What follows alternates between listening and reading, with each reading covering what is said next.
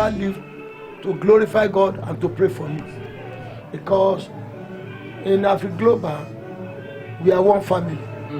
And the mission God has given to them is divine. It's divine. It's divine. So therefore, this product is going to take you and your people to places, honestly to God. So this will bring many people back. Those who thought other programs we were into were not okay. This will bring them back. Say, hey, what you really told them? Yes, better one.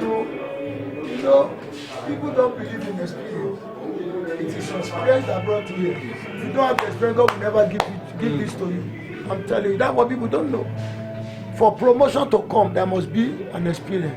Though it's painful, but people don't want it. But you have worked towards it. You have positioned yourself here. And you see, good things will be coming. In Jesus' mighty name. Amen. God bless you, sir. Yes, sir. We really love that. Gabisi, you never start to. You have not started at all. You have many children to carry along. The strength to carry us go to the promised land. God will grant it unto you. We don't have many. We don't have people, but we have like 600,000 under our cooperative. Just we started with 600. We are not up to 1 million. So, and this is the headquarters. And like I told you, Sultan of Sokoto, we are still going to go and visit him. Not in a begging, but in a ceremonial way. Obviously, we are still going to go places. The secretary to the traditional ruler in the north, Mera Arugungu, the king of Arugungu. I don't call him to visit him. You know, because of sunlight. You don't come again. There was a day we were doing capturing. The area commander in Arugungu locked the office I was using. I was in Sampara. Kabezi, all the Nigerian northern states, they said Sunday sunlight, I'm the one. I have outlets in all 19 northern states. 200 at least from the north. So the mother of the king carried the two wives and they go to Brinikebe for capturing. Before Kabezi woke up, where are my mother and my wife? They left Arugungu to go and do capturing in the Brinikebe state capital. The mother now, you don't have money, we need money. So that's why I carry my wife to say, Sunday, so you have power to carry my mother and my wife out of my palace without my permission. I say, I'm not worried, I don't want it. So all those things, we have the privilege of, at least, if the deed is done, you want to present the certificate for them. There is no doubt about that, because I will follow you. I'll be at your back. So we are going there very, very soon, sir. If you see the banner, we have not even opened it. But thank God for Africa Global. You know, we are seeing the day of the inauguration and the rest. But God knows the end from the beginning. He knows that today is the day. We are thinking of 19, say, and with this short period of time, God took control. And see, everything is set. If I'm happy, I'm delighted. Yes, before Kabi said, the CEO will be traveling back. I said, I told you anything. I was afraid it's okay, because one thing we do here, we don't ask for money before we do a program for you. We don't do that. It is the result of the program will now give us what you want. Kabi have collected 600 million, like 60 million grand loan to finance them. And sir, there is no going back. Then when they come, they only pay 50,000 for logistics, and I give them certificate. When there is disbursement, give me my money.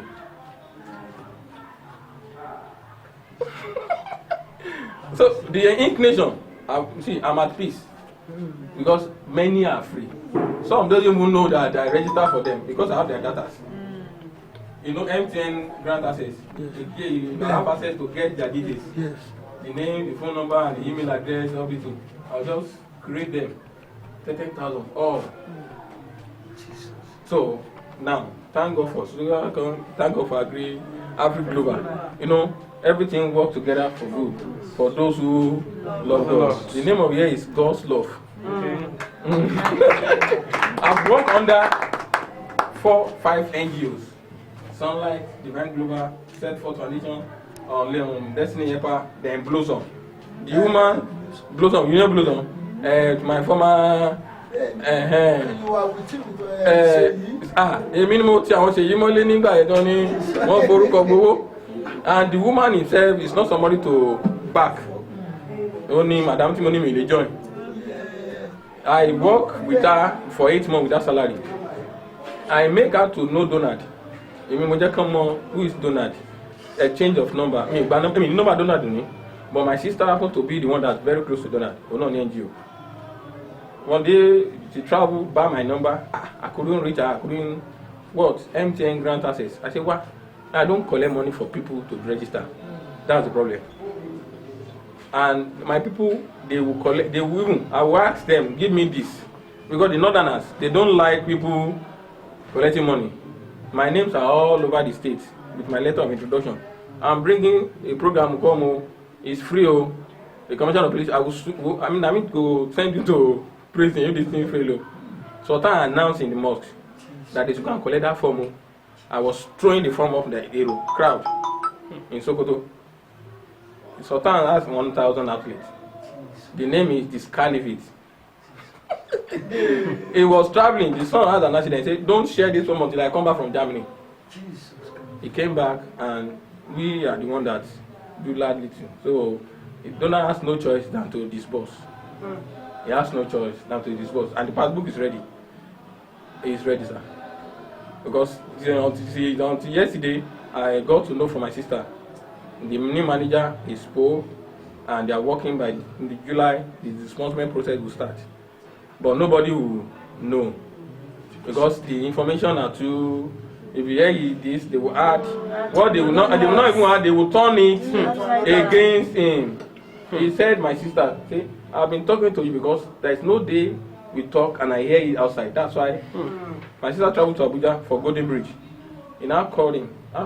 What are you doing? See, I came for a program, Golden Bridge. But Tepecon, don't mention. If you want to see the other side of Donald, don't mention. Don't mention Tepecon. They are the one that caused the problem. And I want to see you. You cannot see me. For like 3 years, they've been talking. He's saying it's not yet time. It is when I want to do the Thanksgiving. There are 15 people I want to invite. Maybe I'll give you one slot. That then you will see me. You know, you cannot see me because of the trust. He doesn't trust anybody again. Those are the things that we do here. Come for free. Like, I say, where will I get money for 50 participants? 16,000. I was asking 800,000. And I say, who asked you for money? I say, you know, I say, KBC, Wednesday. Becoming. If our people can listen, I know. Before you go, you will see people that will say, I want to register. I want to register. That's one thing about them. They also normally say, Gani Afigi. Seeing is believing. They get convinced until when they. So, thank you for the privilege. Because at least we are going to be among the first 10, Abi, the girls love. So, my CEO, I'm presenting him as the coordinator for all this. Thank you, sir. See, sorry, you don't look at it. You don't look like. You don't look it. Sorry, it's not you. What is in you is more than. Greater is in you than greater is in the world. Thank you for coming. We appreciate you. And we promise you, Kabiyesi, you will not regret for knowing him. And all the songs, they are refined, they are, vessel unto honor. I don't see Kabiyesi working with vessel unto the son of vessel unto honor, refined. They went through fire, test, and trusted. So you can see us. These are the team. We don't, I'm not more than this, but it's not by our might or by our stature, but God sees our hearts that we want here to help humanity. Our slogan is service to God and humanity. service to God and humanity. So, orphanage, less privileged, the poorest of poor, the orphans, even we have a lot of them listed. We do listening to programs. Anybody that have problem, note it down. Oh yeah, these are the people. Hospital want to visit them. CMD, who are the people that have been discharged but no money, they want to pay, because that's what God wanted. All our money, it is everybody that you build, not the house. That matter. Is the individual. Thank God that you are here to build us. But you can see, I've prepared my own, at least the first phase of my own. We've cleared this back. I'll cover it for my own project. you are going to see. I just took my back now. At the back here, from here down, we are using it. As, oh, yeah.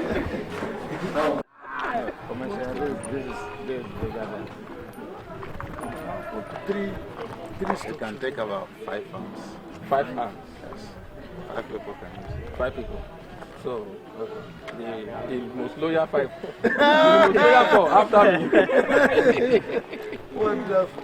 So this is just the Kabisi, we are going to bless this ground before we go. Yeah, we have to. The upstairs is still vacant. We want to take everything.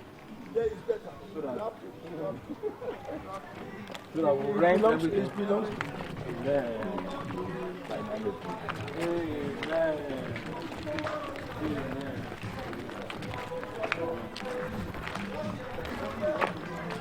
Sir, even when I asked for 2 tents, I said, is it how small the tent can be? 3 yarameta, 3 rooms. You can see. So we are planning to have our own tent.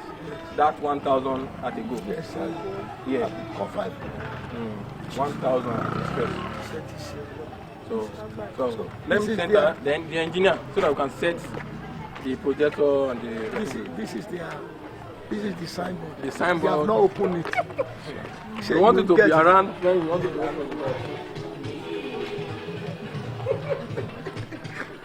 We have seen ourselves. Okay. We are going to do a lot of things together. No problem.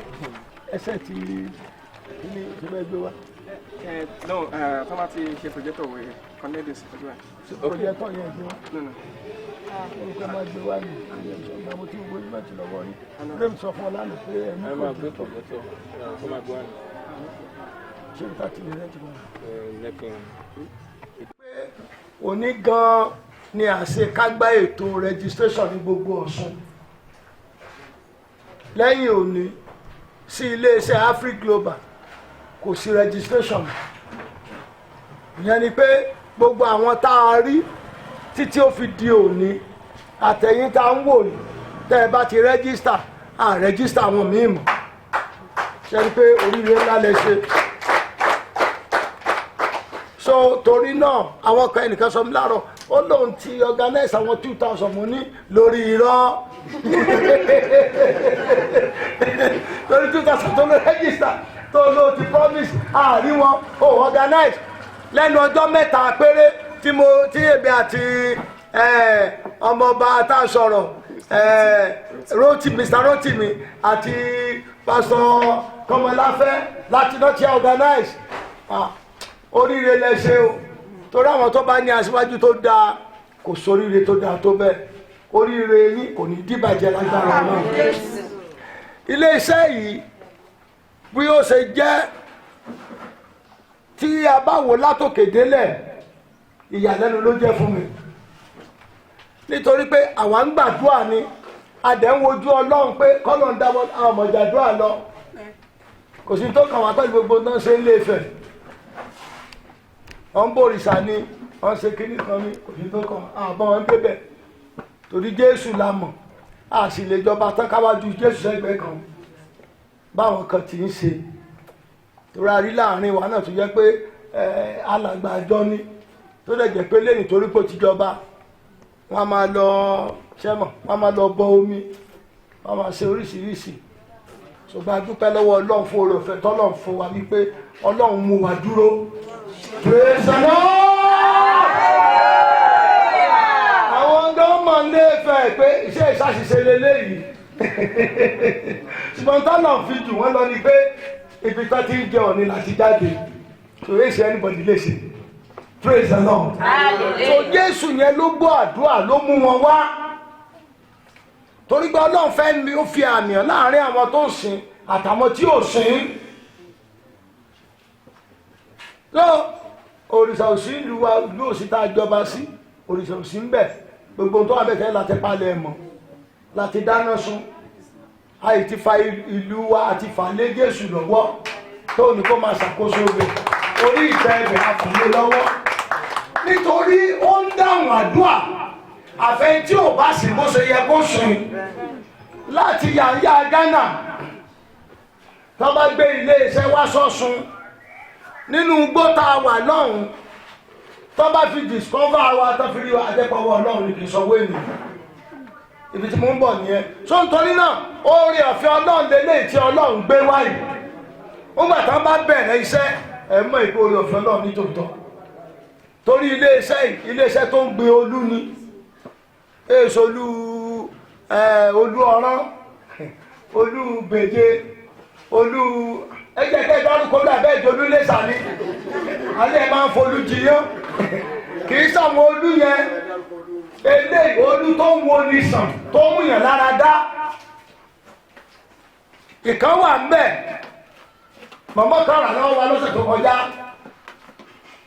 ẹni tó ní cancer of the breast tí gbogbo àyà ẹ̀ ti bàjẹ́ náà wọ́n bẹ̀rẹ̀ sí lò ó ń lo ń fomi lò ó dẹ̀ ń dà sí gbogbo ẹ̀ ti gbẹ báyìí mọ̀mọ́ yẹn sáré wá ṣé ìjẹta ló wà bí lọ́wọ́ àbánà ìjẹta ló sáré wá pé kájọ ó kò gbọ́dọ̀ ní gbọ́dọ̀ tán ó bẹ́ẹ̀ ló ṣẹlẹ̀ ó bí wọ́n fẹ́ rà sí báyìí ní ìsànfẹ́ lọ fún kò gbọ́dọ̀ tán lọ́wọ́ ẹ̀ ẹnìkan náà ní prostate cancer ìyẹn náà ní kò gbọ́dọ̀ tó kí ìjọ torí Ọlọ́run o iṣẹ́ tí ń ṣe o so kò ń ṣe pé eléyìí oògùn tó yẹn máa lọ rà gbogbo tó ń ṣe pátá oògùn ni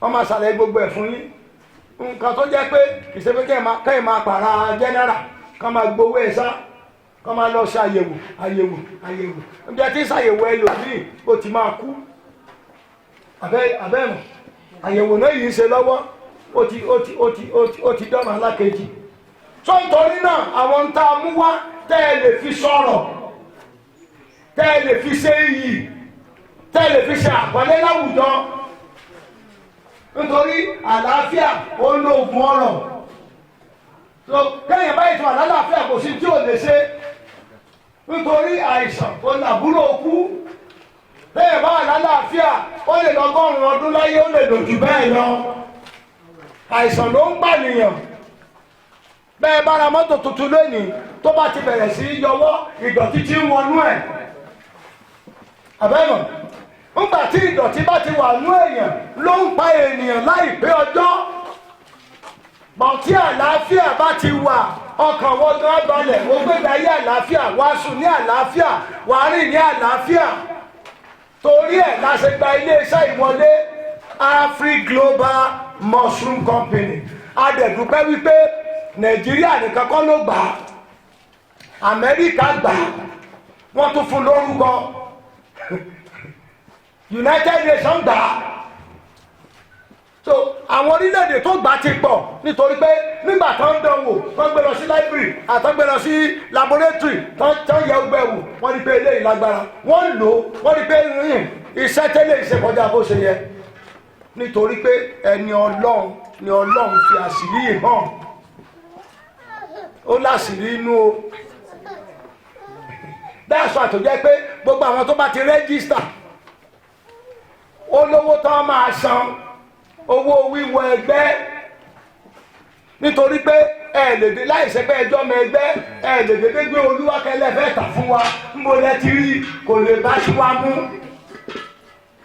torí olú tiwa wọ́n kọ́kọ́ sterilize ẹ̀ fún 28 days àwọn èròjà kan ti wà ń bẹ̀ fún oṣù ó ní ọjọ́ méjì péré ibẹ̀ náà tó máa tà fún èmi àtiwọ́ kì í ṣe pé ẹ máa mú olú ẹ fẹ́ lọ máa gbé sílẹ̀ irọ́ wọ́n ti ṣe sínú àpò tààrà wọ́n á dẹ̀ sọ bá ṣe máa kan igi tá a máa gbé sínú ẹ̀ bàbá yìí ti ṣẹ̀yẹ láàrin ọ̀sẹ̀ kan wọ́n bá ti bẹ̀rẹ̀ sí so ẹ̀ẹ̀mejì tàbí ẹ̀ẹ̀mẹ́ta lẹ́mọ̀ kórè olú lọ́sẹ̀ ṣàpèjì sẹ́gbẹ́ kòkó bẹ́ẹ̀ yẹn bí ẹ bá gbẹ pọ̀ ẹmọ yọ ọdún ó máa ṣe 800 kòkó ẹni pé oye tán ta kòkó ní ìsìn 800 ó bá tàjù ọ̀rìn rẹ̀ rí ní 900 fún kílò kan olú tiwa adé máa fún ní 1,500 àwọn náà la máa rà lọ́wọ́ ní kò gbélẹ̀ so ń tá wá ṣe fún yín nǹkan tó ẹ pé àwọn ọmọ wa ní owó lọ́wọ́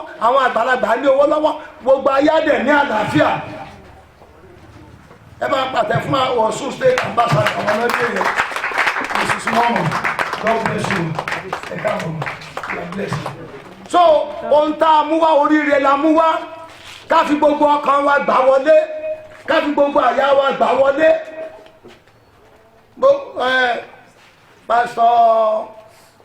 pásítọ̀ Kọ́mọláfẹ́dà kò sí nǹkan tá a ti jọ ṣe sẹ́ẹ̀mù ni o nǹkan kan ni o gbogbo ẹ̀ láti jọ ṣe ṣùgbọ́n a dúpẹ́ lọ́wọ́ Ọlọ́run wípé tí ẹni tí ò bá sú kò ní ìjákulẹ̀ ẹni bá ti sú ló ní ìjákulẹ̀ kọ́ bá ti sú ọ kọ́ mọ̀ pé èṣù ti borí ẹ nìyẹn wọ́n yẹ ní ẹsẹ̀ mọ́jà ìgbélé kan ti ṣàtẹ́jọ́ ẹ̀ ọba ti lè dúró bẹ́ẹ̀ èṣù ti borí ó ń tọ̀ nìyẹn ṣùgbọ́n tí ò bá ti sú ọ kò sígbà tó ní dáná kò sígbà tó ní rọ́wọ́ yọ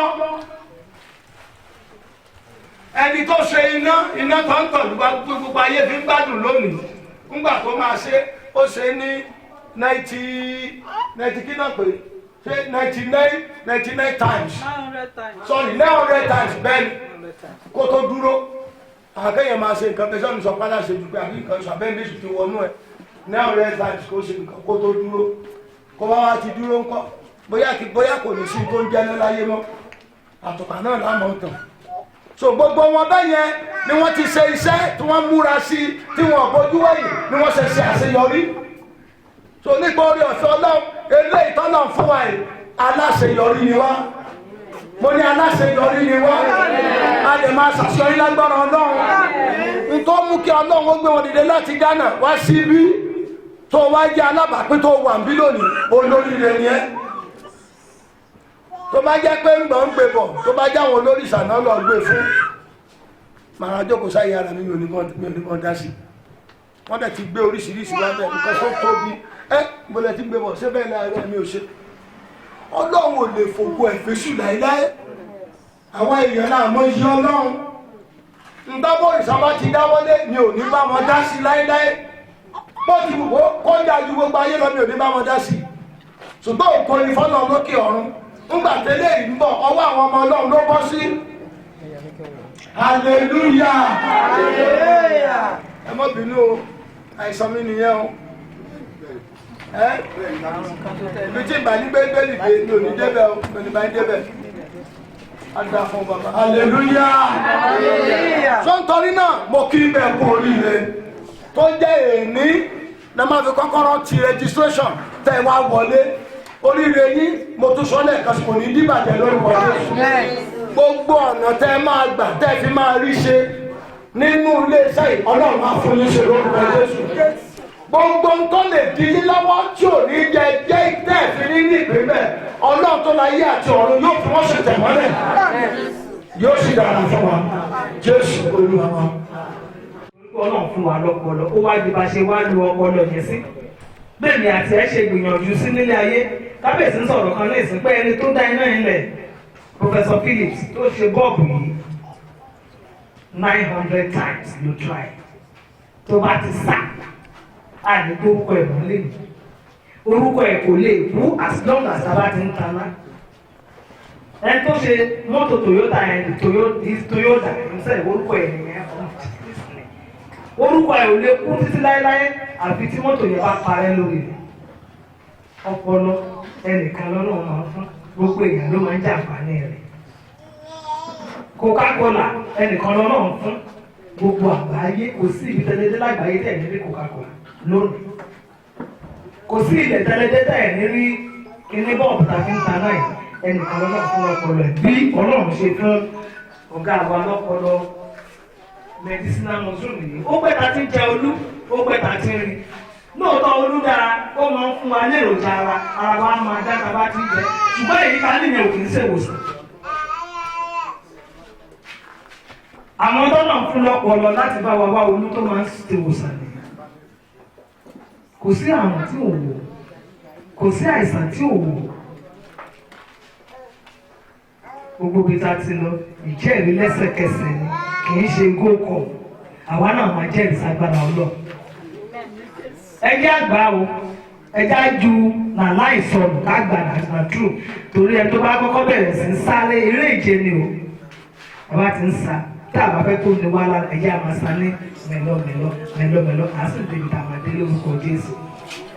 Bí ọmọ wa bá ṣe rí ni ká ṣe bẹ̀rẹ̀ ẹ má jẹ́ àrò pé àwọn kan ti fi 10,000 compost bag bẹ̀rẹ̀ o èmi náà mo gbọ́dọ̀ ní 5,000 ẹ wò kò dọ́gba olùkọ́lùkù bá ṣe nípa sí ẹ̀jẹ̀ àgbà ẹ̀jẹ̀ abẹ̀rẹ̀ wọn àwọn ọmọ àgbàlagbà ní dáwò lóbi yọ ẹ̀jẹ̀ àti ẹ̀gbìyànjú náà káwo irọ́ tèmi àti kábíyèsí ló wà fún yín ẹ̀jẹ̀ àwọn onú rẹ̀ náà ẹ̀jẹ̀ àwò a sì ní kábàámọ̀ lé lórí kò sẹ́ni tó ń dáko olú ti wà yìí tí ń pàdánù torí pé ọjà wà ibi tẹ́ máa ta sí ti wà bẹ́ẹ̀ ṣe ń kó bọ̀ yẹn làwa máa rà á lọ́wọ́ yín àwa la máa rà á kò sí iye tẹ́lẹ̀ gbìn kò sí iye tẹ́lẹ̀ ní kò tó wá lò ọ̀nà pọ̀ lẹ̀ àwa ni ká ṣetán láti ṣiṣẹ́ mo kí gbogbo wa pé àkúlẹ̀ o. Hallelujah. Big salutations to everyone. Mo kí gbogbo wa. Firstly, I want to give glory to the Almighty God. Ní àkọ́kọ́ mo fi gbogbo ògo fún Ọlọ́run alágbára. First for the protection, Ní àkọ́kọ́ fún ààbò, guidance, ìpamọ́, the journey mercies àánú ìrìn àjò.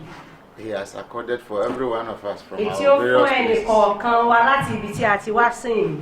Then us all the way from our place to here. Àti àwọn náà láti ọ̀nà jíjìn wọn wá síbí. Olúwa ṣeun. Thank you, Lord.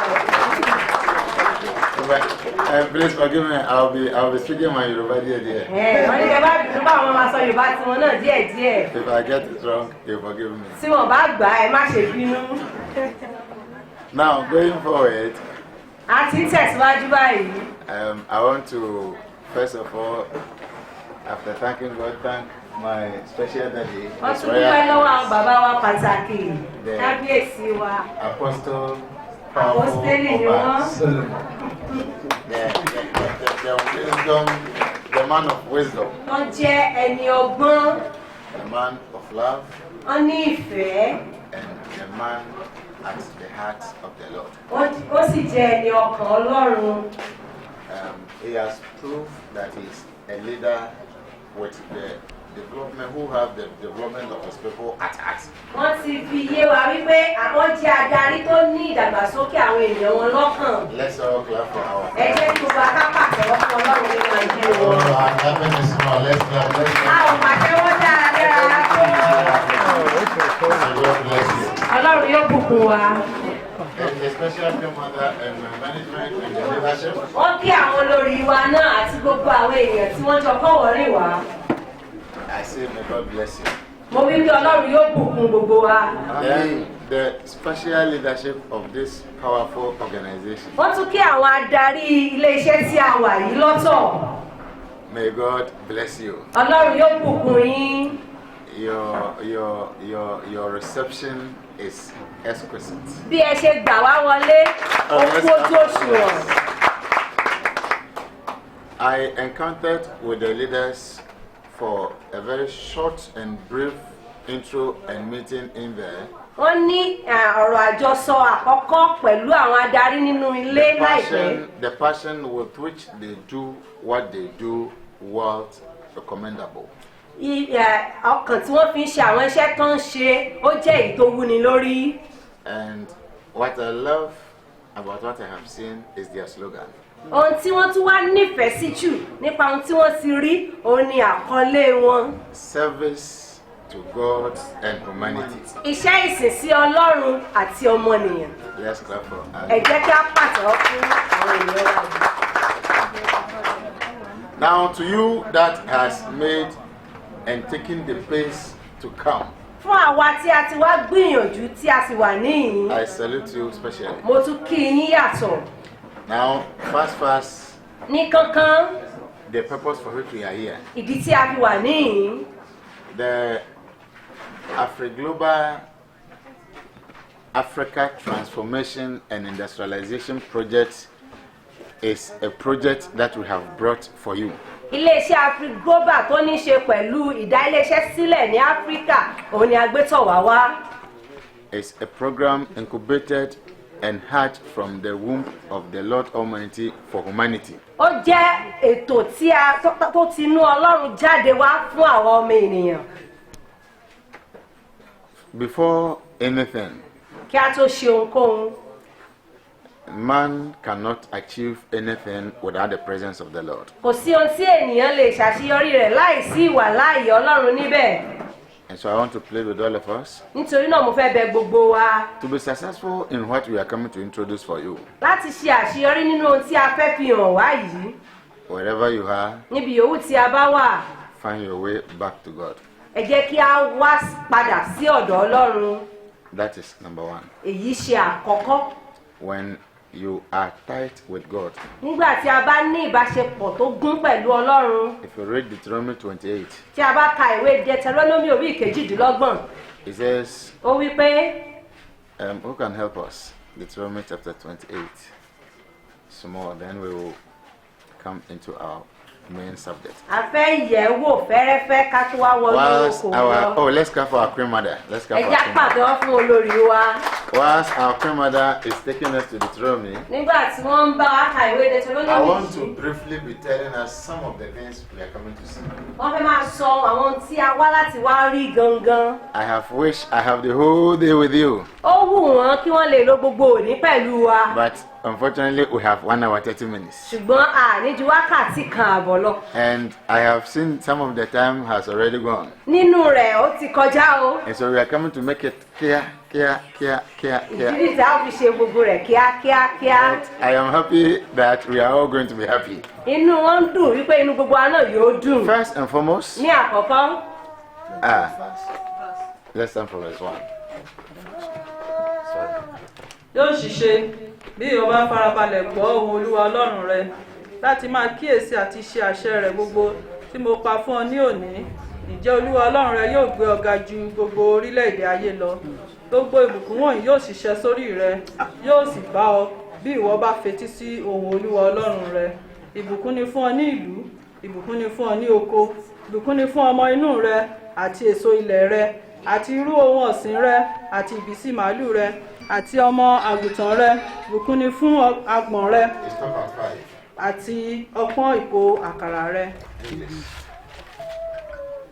And it shall come to pass, And it shall come to pass, if thou shalt hearken diligently unto the voice of the Lord thy God, if you put your ear tí a bá fi etí sílẹ̀, to observe and to observe. and to do all his commandments, Hold on.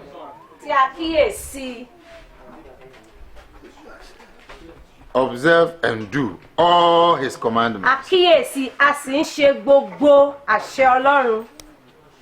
I keep saying it too. Wọ́n máa ń tẹnu mọ́ This phone in the hands of the honorable, ẹ̀rọ ìbánisọ̀rọ̀ lọ́wọ́ àwọn bàbá wa yìí. either it is Techno or Bóyá ó jẹ́ Motorola. láti iléeṣẹ́ Tecno tàbí Motorola. If you buy it, the company give you their principles. Nígbà tí a bá rà á, wọ́n ń fi ìwé tẹ̀lé e.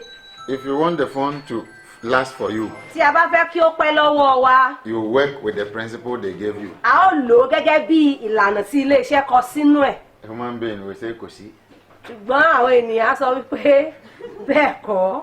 He say, if you want to be successful, Tí o bá fẹ́ ṣe àṣeyọrí, hearken your ear to my words. fi etí rẹ sí ọ̀rọ̀ mi. Obey and do. Máa ṣe é kí o sì tẹ́tí sí i kó o gbọ́ràn. We also say no. Ṣùgbọ́n a sọ wípé rárá, We will go to Babalawo. à ń lọ sọ́dọ̀ aláwo. We will go to our own way. A ó tún ya ọ̀nà tiwa tá a mọ̀. And this is a major challenge. Èyí wá jẹ́ ìpèníjà ńlá fún wa. I plead with you, Mo bẹ̀ wá, whether Muslim, bí a jẹ́ ẹlẹ́sìn whether mùsùlùmí Christian. tàbí onígbàgbọ́ nínú Jésù, Let us amend our way. ẹ jẹ́ kí a tún ọ̀nà wa ṣe. Let's return unto the Lord. Ẹ jẹ́ kí a padà wá sọ́dọ̀ Olúwa. And when we return unto the Lord, Nígbà tí a bá padà sọ́dọ̀ Olúwa, He will also return unto òun us. pẹ̀lú yóò akọ ìhà tirẹ̀ náà sí wa. Then, continue for me. Commandment which I commanded thee this day, Uh-huh. that the Lord thy God will set thee on high above all nations of the earth. Hold on. Then I will lift you. Ó ní òun yóò gbé wa sókè. The first is come to me. Àkọ́kọ́ ni ká kọ́kọ́ wá sọ́dọ̀ Second rẹ̀. is I will lift you. Ìkejì ni wípé òun á wá gbé wa I sókè. will set you high. Continue. Yóò gbé wa ga. Please continue.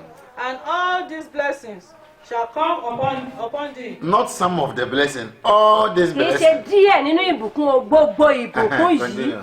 And overtake thee. And they will overtake you. Wọ́n If sì thou wá bá shalt wa. hearken unto the voice of the Lord thy God. Only if you will hearken. Kìkì bí a bá lè fetí sílẹ̀ ni. Continue. Blessed shall thou be in the city. In Elisha, you Ní will be ìlú blessed. Iléṣà, a ó di alábùkún fún. Oh, in Elisha, you will be Ní ìlú blessed. Iléṣà, a ó di alábùkún fún. And blessed shall thou be in the field. In your mushroom farm, Nínú oko Olúwa, you will be a ó blessed. ti wá di alábùkún fún. Continue. Blessed shall thou be the fruit of thy body.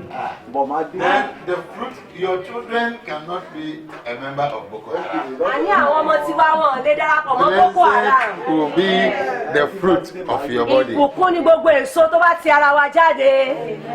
And the fruit of thy ground. Hold on. Ẹ já dúró díẹ̀. Do we want to receive all of these blessings? Ǹjẹ́ a fẹ́ gba gbogbo ìbùkún wọ̀nyí? Oh, do we want to receive the blessing? Ǹjẹ́ a fẹ́ gbà á? Let's bow down our head. Ẹ jẹ́ kí a tẹrí wa bá. Say this prayer with Ẹ me. jẹ́ a sọ àdúrà yìí pẹ̀lú mi. Lord Jesus, I thank Jésù Olúwa, mo dúpẹ́ lọ́wọ́ rẹ. you. Lord Jesus, I thank you. Jésù Olúwa, mo dúpẹ́ lọ́wọ́ rẹ. I have heard your word. Mo ti gbọ́ ọ̀rọ̀ rẹ. I've heard that if I come to you, Mo gbọ́ wípé tí mo bá tọ̀ ọ́ wá, it shall be well with me. yóò dára fún mi. Àmín. Let's clap for ourselves. Ẹ já pàtẹ́wọ́ fún ara wa. Now we are coming to business. Báyìí ẹ já wọnú okòwò Now wa. where are we coming to? Níbo là ń wọ̀ lọ báyìí? Okòwò wa. Now, first and foremost, Ní àkọ́kọ́, the AfriGlobal Africa Transformation and Industrialization Project is a project that is aimed at reducing hunger and poverty. ilé-iṣẹ́ yìí dúró fún dídín òṣì àti ebi kù. It's a project that is doing what? Reducing Ó hunger jẹ́ ètò tó and fẹ́ poverty. dídín nípò òṣì àti ebi. The project has 3 benefits. Ó ní ìpele àǹfààní mẹ́ta. I want us to, in AfriGlobal, we don't believe in too much talk. Ní ilé-iṣẹ́ yìí, a kì í fẹ́ sọ̀rọ̀ púpọ̀. And so if you are here, you have any manner of diseases, hypertension, stroke, diabetes, we are coming to extract the ganodermic acid directly in your eyes. Tí a bá ní àìsàn yòówù nínú àgọ́ ara wa, ẹ̀jẹ̀ ríru, rọpárọsẹ̀ tàbí tí ẹni wọ̀n tá a bá lè sọ, a ó ṣe àpẹẹrẹ rẹ̀ fún wa ní. Then we will give it to you. A ó ṣe àpòpọ̀ oògùn wa, a ó sì fún wa. Today we are doing free demonstration of the healing power of the mushrooms. À ń ṣe àfihàn lọ́fẹ̀ẹ́ bí agbára olú yìí ṣe ń wòsàn nínú Oh, we àgọ́ did ara. not clap for Jesus. A ò pàtẹ́wọ́ rárá. And clap for yourself for coming. Ẹ jẹ́ pàtẹ́wọ́ fún ara wa tá a wà níbí.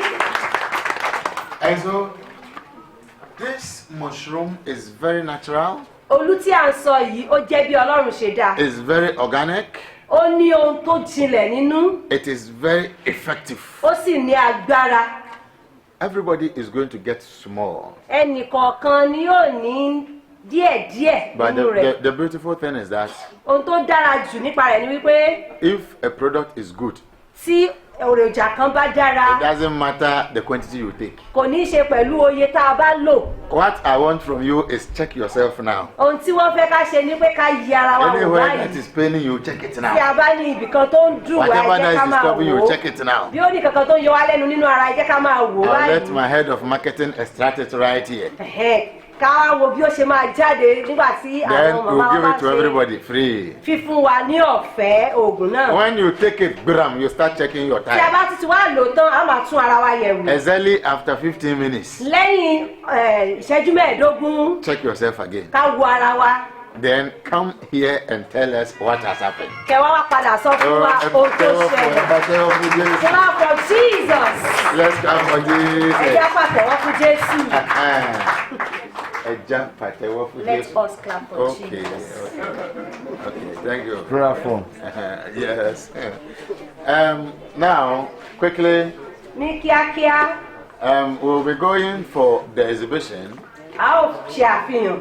But before we go for the exhibition, ká tó wá ṣe àfihàn yìí. I'll tell you something small about AfriGlobal. wọ́n fẹ́ sọ díẹ̀ fún wa nípa iléeṣẹ́ And I'll tell you AfriGlobal something small about the project. àti nípa ètò tí a fẹ́ gbé kalẹ̀. Then I will tell you what do you stand to gain from this project. bákan náà ohun tí a ó jèrè nípa dídarapọ̀ mọ́ ètò. The profit and the benefits are money. èrè àti àǹfààní tó wà nínú rẹ̀ ó pọ̀. The project is working in 5 countries. iṣẹ́ yìí ó ti ń lọ ní orílẹ̀-èdè 5. And we have been in Nigeria since 2019. wọ́n sì ti wà ní orílẹ̀-èdè tiwa yìí láti ọdún 2019. And to the glory of God, now we are in Osun State. sí ògo Ọlọ́run wọ́n wà ní ìpínlẹ̀ Ọ̀ṣun báyìí. Osun people, clap for yourself. ẹ̀yin ará Ọ̀ṣun ẹ pàtẹ́wọ́ fún ara yín. And so, what we are coming to give you now, we are coming to teach you how you can produce it yourself. ohun tí a fẹ́ fún wa nísìsiyìí a ó tún kọ́ wa bí a ó ṣe máa gbé jáde. It's very simple. ó jẹ́ ohun tó rọrùn. We are coming to give you. a ó wá fún yín. You see how it works. a ó rí bó ṣe ń Then we ṣiṣẹ́. are coming to show you a ó tún wá fi hàn yín. how you can produce bí it ẹ̀yin fúnra yourself. yín ṣe lè ṣètò rẹ̀ jáde. And we tell you the benefit you can derive from it. àti àwọn àǹfààní tí a ó máa tún rí láti bẹ̀. With a standing and a wonderful clap of offering. Let's clap and we ẹ take jẹ́ á dìde ká pàtẹ́wọ́ Miss Mary Amponsa, fún màmá wa tó wà nípa ti who will káràkátà. come and extract the gandodemic acid. wá wá ṣe ètò olú. We want. Then after extraction, it's not taking long. Only 10 iṣẹ́ minutes. tó It máa is ready. pẹ́ bí ìṣẹ́jú mẹ́wàá ó ti Then ṣe you tán. take it. a ó sì wá lò ó. When you also take it, only 15 minutes. It is ready. lẹ́yìn ìṣẹ́jú body. mẹ́ẹ̀ẹ́dógún ó ti ṣiṣẹ́ lára wa. And then the next is Owo Tide. Ọlọ́run tó tẹ̀lé ni pé owó ti dé ọwọ́ wa. And so I believe that the head of marketing and the team are still putting together some things. wọ́n And fi so àwọn nǹkan papọ̀. ní àkọ́kọ́ where we are, we call here Africa. níbi tí a wà ó jẹ́ ilẹ̀ adúláwọ̀. Africa is a continent. ó jẹ́ àpapọ̀ orílẹ̀-èdè. We have America and other continents. a tún ní Amẹ́ríkà àti àwọn àpapọ̀ orílẹ̀-èdè mìíràn. The feasibility studies with it, when we come to natural resources, ohun tí àwọn ẹ̀kọ́ fi yé wa wípé nípa ti ohun àlùmọ́nì ilẹ̀. Africa is gifted in natural resources more than any other continent in this world. ilẹ̀ adúláwọ̀ ni Ọlọ́run fi àwọn ìṣúra yìí sí ju àwọn àpapọ̀ orílẹ̀-èdè tó kù lọ. As Africans, we have no reason to be poor. gẹ́gẹ́ bí adúláwọ̀ kò sí ìdí kan tó yẹ ká fi tòṣì. Who has heard and who knows that Nigeria is the giant in Africa? ta ló ti gbọ́ ta ló mọ̀ wípé Nàìjíríà ni òmìrán nílẹ̀ adúláwọ̀.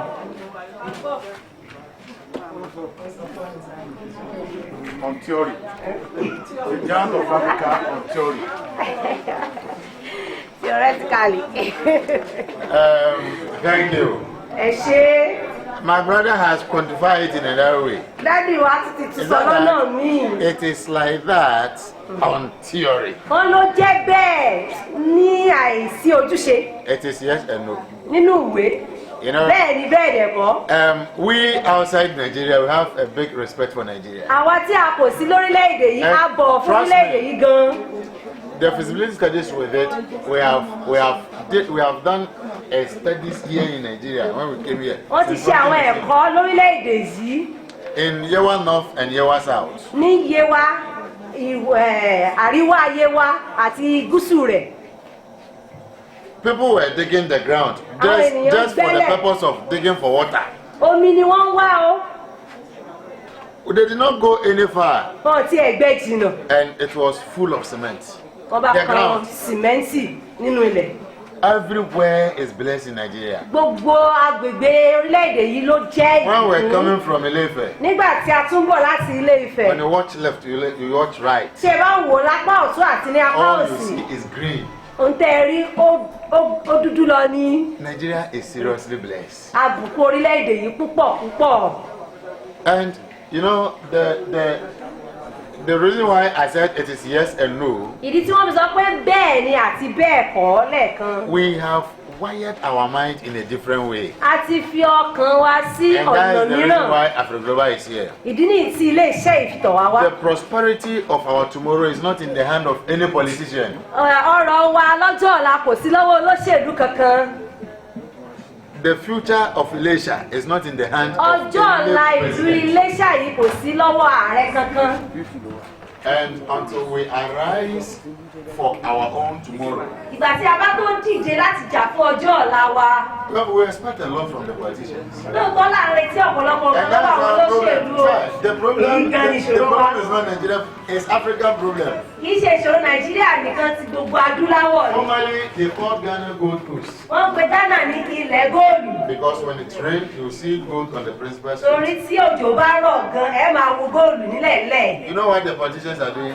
Ǹjẹ́ àwọn táwọn olóṣèlú ń ṣe? They sign contract with the whites. Wọ́n wá bá àwọn òyìnbó fọwọ́ síwèé. They will lift the gold on daily basis with aeroplane. Wọ́n ń fi ọkọ̀ ojú òfurufú gbé góòlù They will lójoojúmọ́. take it there for refinery. Wọ́n á lọ gbé lọ sọ́run lọ túnṣe. They will take 90%. Wọ́n wá gba àwọn òyìnbó á They gba bring 10% to Ghana. ìdá tó pọ̀ jù. Ghana á gba ìdá mẹ́wàá. And the politicians have taken the money. Àwọn olóṣèlú dẹ̀ tún kó ìdá mẹ́wàá ọ̀hún sápò. And so it is an African canker. Nítorí èyí ìṣòro And gbogbo so if you adúláwọ̀ and I, ni. we don't arise for ourselves. Bí àwọn fúnra wa ò bá wá dìde fún ara wa, And we are waiting for our politicians. tá à ń dúró de àwọn olóṣèlú wa. Sir, ma, Bàbá mi, màmá mi. hunger and poverty will kill us. Eh. The citizens, we are the problem. Àwọn ará ìlú gan ni ìṣòro. Before you vote for the governor, Ká tó dìbò fún you have gómìnà collected money. àti gbowó. So they went for loan.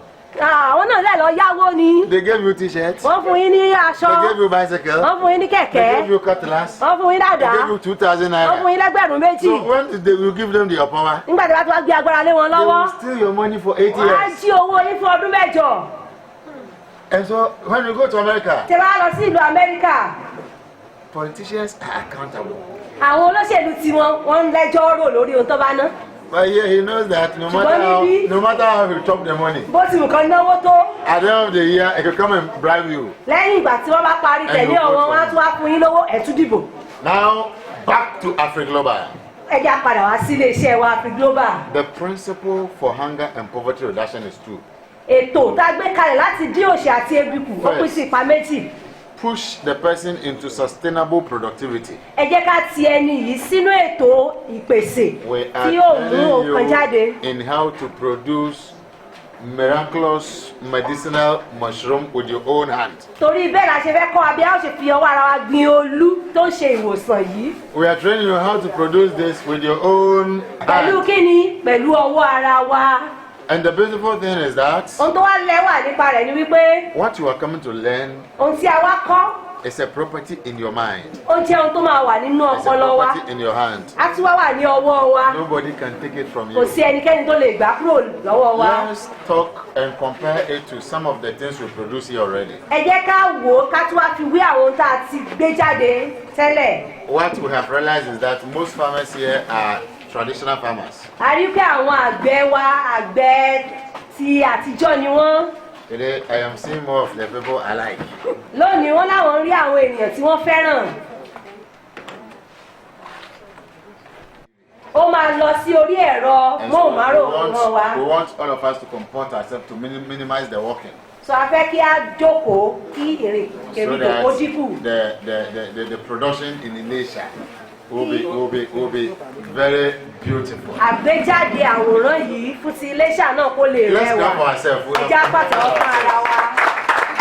Okay, so here we are going. À ń tẹ̀síwájú kíákíá.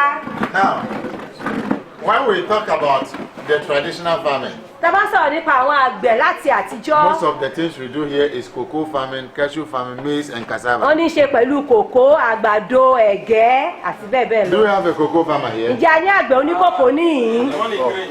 The Baba in green. Let's come for our ẹ jẹ́ pàtó fún bàbá wa. Our daddy, ẹ jọ̀wọ́ bàbá wa. you are welcome to ẹ káàbọ̀ sí iléeṣẹ́ Afi Global. We want you to tell us something. Abẹ́kẹ̀ sọ nǹkan fún wa. If somebody plant cocoa Tí now, ènìyàn bá gbẹ kòkó lónìí. in between how many years will the Láàárín person start ọdún seeing money? mélòó léyìí ó mọ kéré wọlé. tó bá ti gbà táwa wà kékeré tó bá ti gbà táwa wà kékeré ó máa tó bí ọdún mẹ́wàá. If it were when he was younger, it would take up to 10 years. wọ́n á ní ìsìn tí tójú ti là tí That's the civilization. tí àwọn ìjọba ti àtàwọn òyìnbó ti tún ayé ṣe. Governments and the white people, they've upgraded things. àti rí ọlọ́dún mẹ́ta. Yeah, èèmù lọ́wọ́lọ́wọ́ that's báyìí tó gbé ọlọ́dún méjì kan lóṣù. They have now 3 years, 2 years. 2 years. Yes, that's for Baba. Ẹ já pàtẹ́ wọn fún wọn.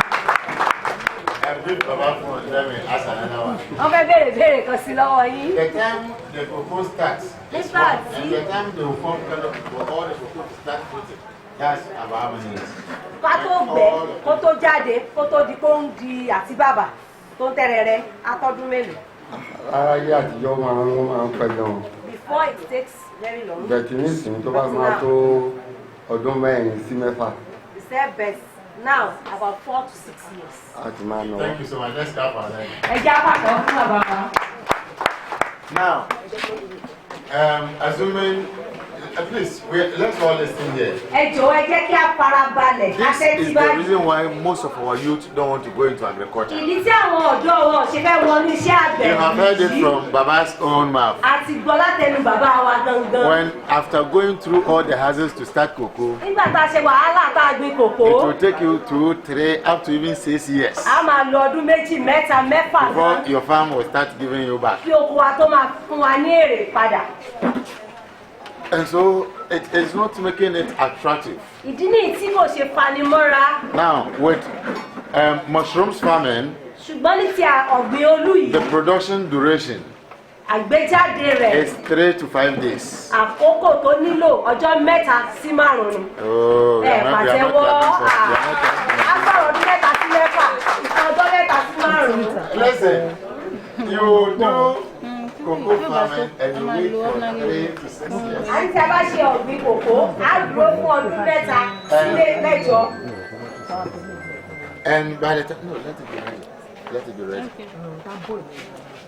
By the time you have done your mushroom farming, Ṣùgbọ́n nígbà tí a bá ṣe ọ̀gbìn olú wa, within 3 to 5 days, láàárín ọjọ́ mẹ́ta sí márùn-ún, your mushrooms is coming. olú ti ń jáde. Unfortunately, our projector is not giving us the opportunity Ẹ̀rọ tó yẹ kó gbé àwòrán jáde kò tí ì to project tán everything for us to see. láti fi hàn wá. But what we are going to do Ohun tí a wá ṣe ni wípé is that we will still use it will show you things on the laptop direct. bóyá a ó fi hàn wá látòrí This ẹ̀rọ, place is not too big, we can still see it. a ò pọ̀ jù tó a lè rí i. Okay, so let's continue. Ẹja tẹ̀síwájú. Now, the benefits. There are 3 benefits. I want us to talk about just 3 benefits and we Wọ́n go. fẹ́ sọ àǹfààní mẹ́ta fún wa ká tó máa lọ. First and foremost, we are talking about the jobs and the wealth. Kọ́kọ́ a sọ̀rọ̀ nípa iṣẹ́ àti ọ̀rọ̀ rẹ̀. If you are a mushroom farmer, Tí o bá jẹ́ àgbẹ̀ olú, first important, wealth and jobs creation. èyí ti mú ọrọ̀ àti iṣẹ́ ṣíṣe wọlé. Now, you don't wait too long after you have started the farm. A ò tún wá ní dúró pẹ́ jù tá a bá ti bẹ̀rẹ̀ oko Our yìí. daddy has told us his experience in cocoa farming. Bàbá wa ti sọ ìrírí wọn ní ti And ọ̀gbìn so, kòkó. you see most of our farmers, Ìdí ìtàbí máa rí ọ̀pọ̀lọpọ̀ nínú àwọn àgbẹ̀ they wa. invest a lot of energy, Wọ́n ń fi ọ̀pọ̀lọpọ̀ agbára ṣiṣẹ́, a lot of money and a lot of time. ọ̀pọ̀lọpọ̀ owó àti By the time the àkókò. cocoa will start, it's already weak. Nígbà tí kòkó mìíràn yóò fi jáde yóò But ti as a rẹ̀ ẹ́. mushroom farmer, Ṣùgbọ́n ní ti ọ̀gbìn olú you yìí, do it not in the bush, in your own house, kì í ṣe káwọn inú igbó lọ, a lè ṣe inú ilé wa. in your own, Àní níbo nínú ilé wa, not in the bush. kì í ṣe nínú igbó. The leadership of this organization is doing their own Ilé here. iṣẹ́ tá a wá báyìí, àyè táwọn fẹ́ lò fún tiwọn ló wà lẹ́yìn wa tó ti And they are doing 5 commercial structures here. wọ́n fẹ́ fún wa bí wọ́n tún ní àwọn àgbékalẹ̀ bíi You márùn-ún. don't need to be a landlord before you can start mushroom farming. Kì í ṣe pé dandan kó jẹ́ ilé tá a kọ́ fúnra wa láti máa gbìn o. Because the commercial farms is 15 feet, 25 feet. Torí pé ìdábù rẹ̀ ó jẹ́ bíi 15 Because àti the ìnáwó rẹ̀ projector could 20. not project, he will be showing it. 20. There's the commercial structure. Èyí jẹ́ àgbékalẹ̀ fún ti ẹni tó fẹ́ tà á. There is the commercial structure. Òun là ń wò yẹn bá ṣe máa kàn án fún ẹni tó fẹ́ tà á. 15 by 25 feet. Ìbú rẹ̀ 15, òró rẹ̀ 20. You are not going to plant it on the ground. Kì í ṣe ilẹ̀ ẹlẹ̀ la máa gbìn sí. You are not using big land. Kì í ṣe ilẹ̀ tó pọ̀ rẹ́rẹ́rẹ́ la fẹ́ lò. Just small space of land. Àyè kékeré la nílò. And you are doing your farms. Àti ń ṣoko wa lọ nìyẹn. Do we understand? Ǹjẹ́ ó yé wa? Now we go to second benefit. Ẹ já lọ sí àǹfààní kejì. Ready market. Ọjà tó ti dúró In Africa, ní ilẹ̀ adúláwọ̀.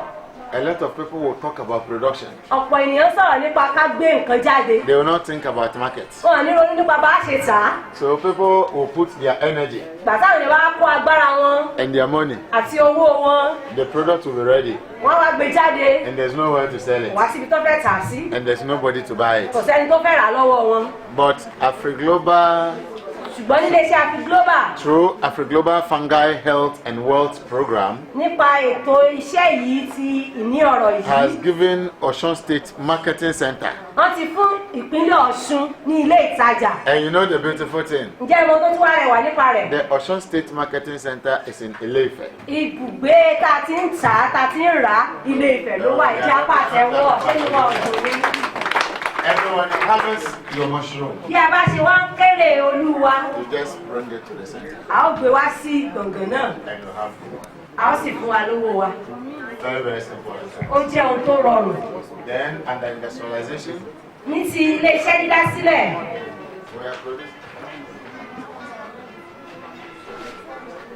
products. ọ̀pọ̀lọpọ̀ èròjà ló ń jáde láti inú olú.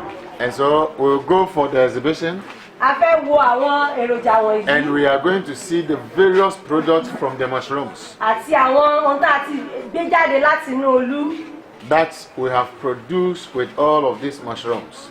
Àwọn olú tí wọ́n ti gbìn tó gbé jáde ni wọ́n fi ṣe àwọn nǹkan The wọ̀nyí. heel for the growth of every economy is what we call industrialization. Ohun tó lè mú kí ọrọ̀ ajé agbègbè kan kó dàgbà sí ni dídá ilé iṣẹ́ sílẹ̀. Africa is where we are because basically we import anything we use. Ìyẹn nílẹ̀ adúláwọ̀ gbogbo ohun tá à ń lò là ń kó wọlé látòkè òkun. Through the AfriGlobal industrialization agenda, Ṣùgbọ́n nípa àgbékalẹ̀ ilé iṣẹ́ AfriGlobal yìí, we are producing a lot of things with these mushrooms. àwa ń pèsè ọ̀pọ̀lọpọ̀ nǹkan pẹ̀lú olú yìí. Some of them you are coming to see the AfriGlobal Miraculous Medicinal Mushroom Bread. A ó rí àgbékalẹ̀ búrẹ́dì tí a fi olú tó ń wòsàn ṣe. This is bread that cures disease. Búrẹ́dì eléyìí ló ń pa àìsàn lára. We call them food that heals. À ń pè ní oúnjẹ tó ń wo ìsàn. If you don't eat food as medicine, you eat medicine as food. Tí a ò bá jẹ oúnjẹ bí oògùn, a ó máa kó oògùn jẹ bí oúnjẹ. We have the AfriGlobal Miraculous Medicinal Mushrooms Powder. A tún ní ìyẹ̀fun tá a ṣe láti inú olú tó ń wòsàn. This is the MMMP. Eléyìí ni This is the mushrooms powder. à ń sọ̀rọ̀ nípa rẹ̀. This Ìyẹ̀fun ni. is 50 grams inside this. Ó jẹ́ 50. And so, if you are not cooking food with it, Tí a ò bá fi ṣe oúnjẹ, if it is rice, if it is jollof, if it is òkè a lè fi any ṣe oúnjẹ food, ìrẹsì. just put it inside. Tá a fi take díẹ̀ it, sí i, and it's working in your ó ń system. ṣiṣẹ́ lọ lára wa nìyẹn. Oh, let's clap for. Ẹ jẹ́ á pàtẹ́wọ́ fún AfriGlobal. We have the mushroom juice. A tún wá ní àwọn olú We have the mushrooms milk. àti Milk. milk, ok. Tá à ń mu mílíkì tá à ń mu tá a ṣe láti inú olú wàrà. Then this is some of the products. Ọ̀kan nínú àwọn àgbéjáde iléeṣẹ́ wa You are all coming to taste this live. gbogbo wa máa mu nínú rẹ̀ láìpẹ́. And so the healing power we are coming to demonstrate now agbára tó ń wòsàn tó wà nínú rẹ̀ tí a ó máa gbéyẹ̀wò bá láìpẹ́. We have what we call the gandodemic acid. That is what we are extracting. That's the 10 minutes. Èròjà tó wà nínú rẹ̀ la ń gbé jáde tí a fi ń bọ̀ fún ìṣẹ́jú mẹ́wàá. Natural and organic. Then we'll give you. Ó jẹ́ bí Ọlọ́run ṣe dá láì sí Before kẹ́míkà. we start serving this, I want to tell you some brief history about the products. Kí a tó máa fún wa ní ògùn yìí mu, ẹ jẹ́ gbọ́ nípa ìtàn àwọn nǹkan wọ̀nyí. We have 4 main types and kinds of mushrooms. A ní ipa mẹ́rin tí olú pín sí. We have those we call the edible groups. A ń pe àwọn kan ní ti jíjẹ lásán. The edible mushrooms, Àwọn olú tá a lè jẹ yìí. they are mushrooms we find in our farms. Àwọn la máa ń rí nínú oko wa. If you have palm tree, when you fall it, when it undergo composting, you see that the mushrooms will be coming. Tí a bá ní igi ọ̀pẹ tó wó lulẹ̀ tó bá ti ń jẹ, In the àgbo olú yóò máa mountainous jáde nínú ẹ̀. areas, there are seasons it will be coming. A ní àwọn àkókò tó yẹ pé yóò máa jáde. These are mushrooms we eat, but they don't cure us. Àwọn eléyà kan ń jẹ wọ́n ni wọn kò lè ṣe ìwòsàn Then kankan we lára. have the medicinal mushrooms. Èkejì ni àwọn eléyìí tó ń wòsàn. For the edible mushrooms, we have about 1,090 species. Nípa tàwọn tá a lè jẹ, ipa wọn tún pín sí ọ̀nà tó pọ̀ gan-an. Please, let's observe. That serves as food supplements. Àtúndà àwọn tó jẹ́ pé amúgbálẹ́gbẹ̀ẹ́ fún eléyìí tá à ń jẹ ni Then we wọ́n. have what we call poisonous mushrooms. Àtúwá láwọn tó ń pani lára tó jẹ́ májèlé. Somebody will say, why must I produce poisonous mushrooms? Ẹnìkan wá pé akílẹ̀ tí màá fi wá gbin onímájèlé. We use it to prepare samposit and weedicide, those we use to weed farms. Àwọn yìí náà fi ń ṣètò àwọn ohun tá a fi ń pa koríko. What we are talking to you now is what we call Afrogloba miraculous medicinal mushrooms. Èyí gan tí a wá ń sọ̀rọ̀ nípa rẹ̀ ni ti Afrogloba tó jẹ́ ti oníwòsàn. I will explain something to you. Wọ́n fẹ́ fi ohun kan yé wa. We use sawdust. A lo àṣekù igi fífá. You know, sawdust are particles of wood. Ó jẹ́ igi tá a fá. Sawdust. So this mushroom is right from tree. A ó rí i pé láti inú igi ló ti ń jáde. Hence, no side effect. Nítorí náà kò ní abala méjì pé yóò ṣe wá Now, níbí. we have about 76 plant extracts. These are different herbs. Wọ́n wá ní àwọn àmújáde láti inú That ohun we ọ̀gbìn mix with lọ́nà the sawdust. mẹ́rìnlọ́gọ́rin tí wọ́n pò pọ̀ mọ́ sawdust yìí That we use to achieve this very mushroom. tí a fi ń gbé àwọn olú yìí jáde. And this is what makes this mushroom different from any other mushroom you see. Èyí ló fi jẹ́ kó yàtọ̀ sí gbogbo àwọn olú tá a ti máa ń Because rí. of that, Nítorí bẹ́ẹ̀, the mushrooms compost bag we produce, àwọn àpò tí à ń kó sawdust tá a ti ṣètò sí we yìí, don't sell it out to anybody just like that. wọn kì í tà á fún ẹnikẹ́ni bó ṣe wù We wọ́n. give it to only our trained farmers. Àwọn àgbẹ̀ tí wọ́n bá ti kọ́ lọ́gbìn olú nìkan So ló ń tà á when fún. you produce the mushroom, Tó fi jẹ́ pé tí ẹ bá ti wá gbin olú yín tó wù, we will now buy the mushroom from ọwọ́ them yín náà la ó ti wá rà á. for our industrial A purposes. wá fi ṣe gbogbo àwọn èròjà wa yìí. I am proud to announce to you that Ó wú wọn lórí láti sọ gbangba fún wa pé Osun State have official factory for this compost bag production. ìpínlẹ̀ Ọ̀ṣun ti ní ilé iṣẹ́ tí ó máa ṣe ètò àpò láti máa gbin olú wa. All these compost bags that the farmers are coming to use, Gbogbo àwọn àpò tí àwọn àgbẹ̀ lọ́ṣun yóò lò. we are producing all of them here in Osun. Ìpínlẹ̀ Ọ̀ṣun bí náà láti ṣètò wọn. And so, apart from the first compost bag they are using from the headquarters of Ogun State, Àkọ́kọ́ tá ó fi bẹ̀rẹ̀ báyìí, the second is ilé Ògùn ni ó ti wá. they are using everything from here. Ṣùgbọ́n lẹ́yìn èyí, Ọ̀ṣun láti máa pèsè yòókù. And the things we used to produce, they are things with us. Àwọn tó wà láyìíká wa la lò láti fi ṣètò And àpò so, yìí. Afrogloba is coming to train you in how you add value to the additives around you, and you'll be a billionaire from there. Nítorí náà ilé iṣẹ́ yìí wá láti kọ́ wa báwo ṣe mú àwọn tó wà láyìíká wa láti di ọlọ́rọ̀.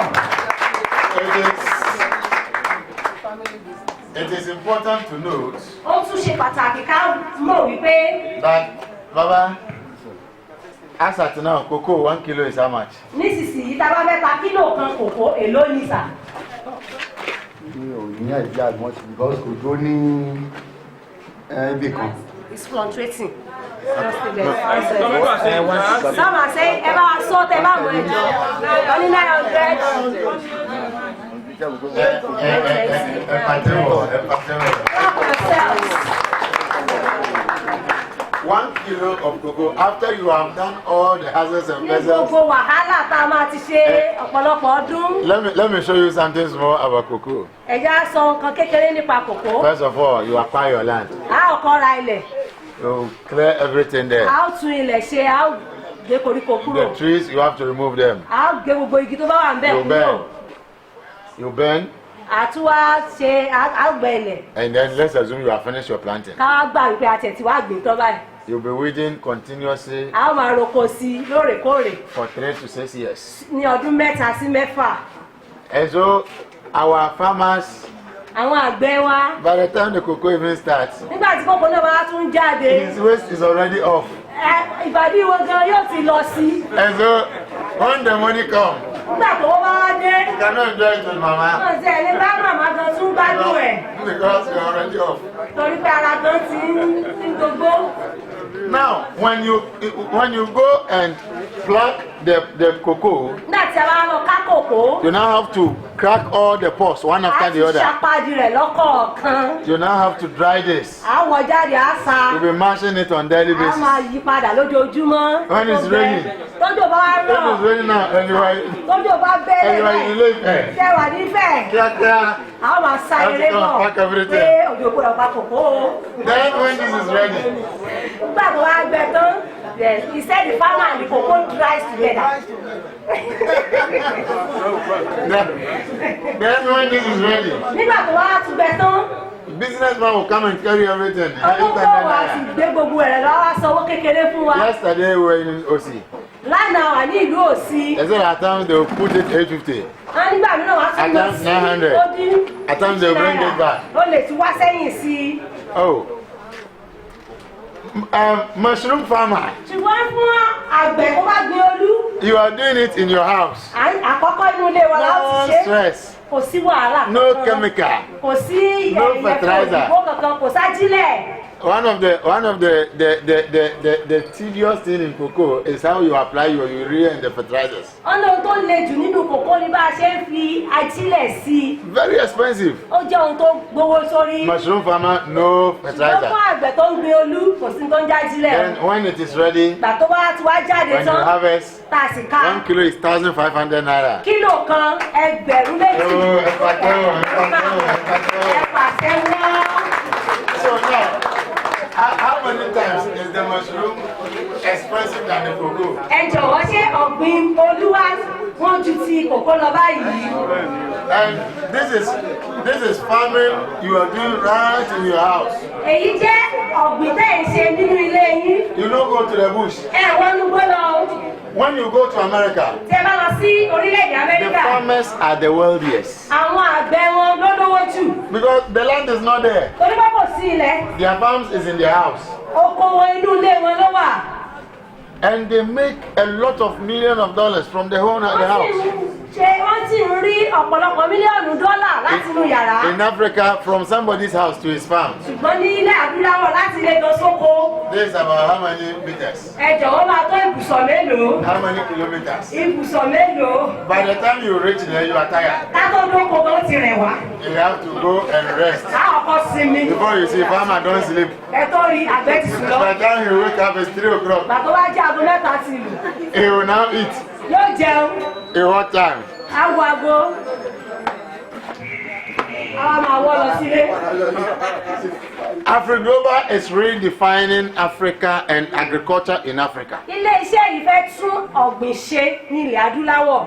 Agric is not as tedious as we have been made to believe. iṣẹ́ ọ̀gbìn kò le koko tó bí wọ́n ṣe jẹ́ ká mọ̀ ọ́. Agric is a prudential and a prudent business. iṣẹ́ àgbẹ̀ báyìí ó ti jẹ́ ilé tó mọ́gbọ́n dání tó sì lérè púpọ̀. Very lucrative business. ó jẹ́ okòwò tó lówó lórí. And so thank you for coming. ẹ ṣé tí ẹ wá o. I want to talk about the health importance. wọ́n fẹ́ sọ nípa àǹfààní ìlera tó wà nínú rẹ̀.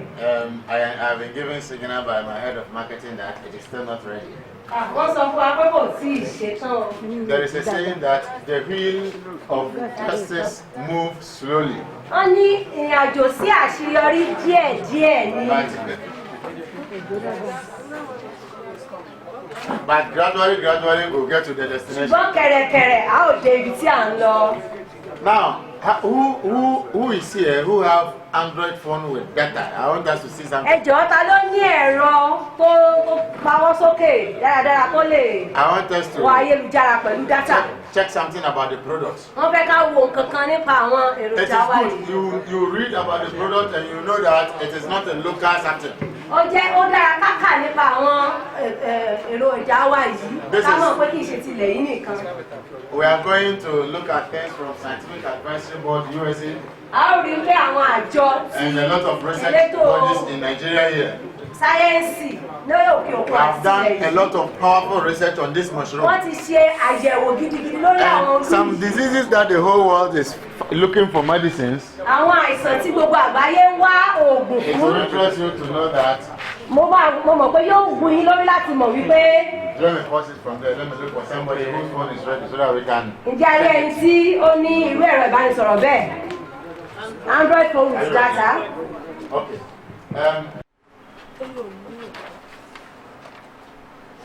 HIV form implants. Best app for HIV. Please let's clap for her. Láti inú ọ̀gbìn wa fún éèdì. This is from SAPS, Scientific Advisory Board, USA. Látọ̀dọ̀ àwọn àjọ onísáyẹ́ǹsì tí That's why we ìlú are not Amẹ́ríkà reading rèé from o. our machine. Àbẹ́ẹ̀ka láti inú A ẹ̀rọ wa. lot of research has been done on this machine. Ọ̀pọ̀lọpọ̀ ìwádìí ló ti ṣe lórí àwọn èròjà The yìí. cure for HIV has been found in Ìwòsàn that. fún HIV àti rí nínú àwọn èròjà yìí. Please continue with the other one, the subsequent one. Ẹ̀ka àwọn tó tún wà nísàlẹ̀ rẹ̀. HIV cure with debunking HIV. Now go. Ìwòsàn mẹ́sàn-án fún HIV. Magic mushroom and HIV makes the body. Okay. HIV and the antiviral role of mushroom Let's come for our sister. Ẹja pàtàkì ọkọ arábìnrin wa. You can take your time and also check it and then you will read more about the Ẹ product. jọ̀wọ́ yẹ káwa náà lo ẹ̀rọ ìbánisọ̀rọ̀ wa ká tún yẹ̀wò lẹ́yìn àkójọpọ̀ yìí. This is a product made by AfriGlobal. Èyí jẹ́ ara àwọn àgbéjáde láti iléeṣẹ́ If AfriGlobal. there is any virus in your blood, within 8 weeks the virus is there. Tí ó bá ní kòkòrò àfojúrí tó wà nínú ara wa nínú ẹ̀jẹ̀ wa yóò gbé jáde. And we did not want it to be, it is coming from a machine, that's why we gave it out. Wọ́n ò fẹ́ gbé jáde láti inú machine kẹ́ má sọ pé àwọn tẹ̀ síbẹ̀ wá. Àṣẹ nìkan wò lórí ẹ̀rọ tiwọn. And let's clap for our sister again. Ẹja pàtàkì ọkọ arábìnrin wa lẹ́ẹ̀kan sí. Now, we are going to talk about. Okay, let's go to the health importance because we saw HIV and I want us to see the health importance. Wọ́n fẹ́ ká wo bóyá ṣe pàtàkì fún ìlera wa sí. Àwọn àìsàn yẹn jáde ní ọ̀kọ̀ọ̀kan.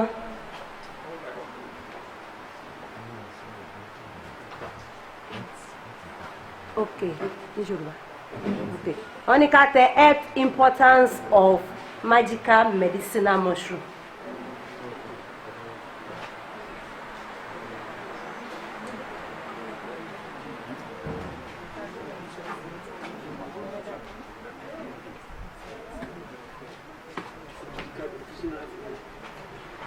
Some cordyceps have also been found in help with anti-aging efforts in the field. Anti-aging efforts. Hold on small, let me explain that one. Ẹ jẹ́ kí wọ́n ṣàlàyé dọ́kà ẹ̀ fún wa. We have some people, A ní àwọn kan. before, let's say in the early 70s, 60s, Ní àwọn ọdún 80s. 70, 80. Before you see somebody Ká tó rí ẹnìkan getting wrinkles, then the person is after 90, tí àwọ̀ ẹ̀ ń hun after jọ. 100. Ó ti lé ní ọgọ́rùn-ún ọdún. By now, 30 Ṣùgbọ́n years, 40 nísinsìnyí, years, if you see the ọmọ person ọgbọ̀n face, you ọdún, think ogójì it's 100. ọdún, ẹ̀rọ kò ti pọ́ ọmọ ọgọ́rùn-ún ọdún ni. This mushroom provides the body with anti-aging. Olú tá à ń sọ yìí, ó ń fún wa ní èròjà tí ò ní já èké you grow, dógbó. but you will not be growing. A ò ní máa dógbó. Anytime they see you, your skin will be looking fresh. Àwọ̀ wa yóò máa dán sí i. That is anti-aging properties. Èyí là ń pè ní Let's clap for the mushroom. tí ò ní já dógbó ní àpàtẹ́wọ́. Some cordyceps have also been found in help with anti-aging efforts in the field of anti-aging lot of the focus has recently been shifted to helping with the symptoms of getting older. The symptoms of getting older. And so, if you want to stay younger, see, don't let these products finish from your house. You don't need to wait and be sick before you take it. In any food you eat, let it be there. Let come our cabbage. Since I came, I am in his house. And you know one thing? Every food he'll bring, I'll watch it. And I see mushroom. No wonder our cabbage is it gives the system anti-aging properties. Those of us that are coming to take the glycemic acid now, when you take it within 15 minutes, look at how your system is. It will rejuvenate your system and you'll be full of energy. Things like joint pain and fatigue. Joint pains and fatigue. So, there are some people you sleep, by the time you wake up, you see that all your joints, you'll be looking as if they have beaten you. Joint pains and fatigue. There are people you generally not be feeling pains, but you'll be looking tired. Feeling dizzy. Please continue. Oh, let's grab our sister, she's doing well. Is it ready? Let's grab our engineers. They have restored the system. Okay. Process or not showing surface sign of age. Okay. In this new era, this mushroom has passed. They help feel like boosting joint strength. Wait. They help to boost joint strength.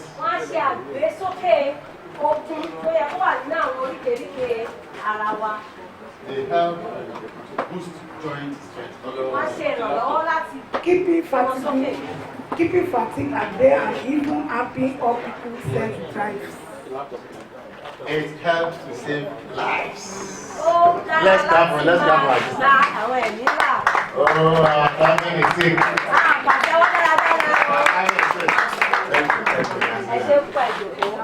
Oh, you said you are not finished? Let's go. They also contain tons of antioxidants. Listen. They also contain tons of antioxidants. Now, all that you know is that the product cure HIV. It cures HIV, but you don't know it is antioxidants. And you see how this researcher, when she finished, she'll tell you the institution that did it. It contains tons of antioxidants. There's nothing in this world that has antioxidant compared to this one. And it is the presence of antioxidants that kills every bacteria.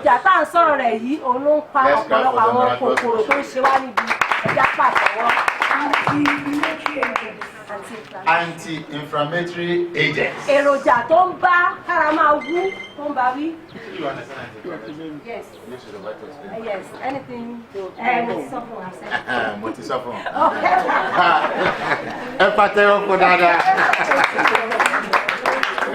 I've said it already.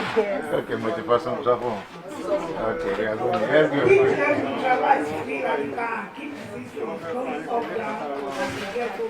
Listen, it helps to mitigate all manner of free radicals.